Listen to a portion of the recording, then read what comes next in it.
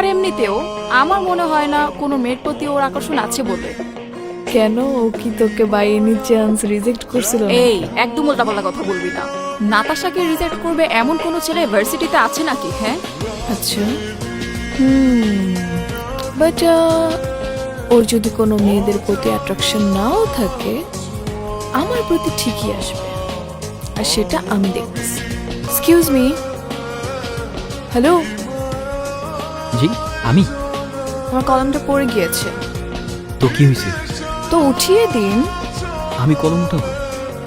আমাকে কেন উঠাতে হবে? আরো তো অনেকেই আছে, তাই না? ইয়েস স্যার, আমি জানি ক্লাসে অনেক মানুষ, কিন্তু আমি চাই কলমটা আপনি উঠান। আচ্ছা ঠিক আছে, থ্যাংক ইউ। ভালো থাকবেন আপু, আসি। এখানে থাকলে হয়তো কলম উঠাতে উঠাতে আমার পড়াশোনা ইয়া হয়। হ্যালো, আসসালামু আলাইকুম। কে? আমি।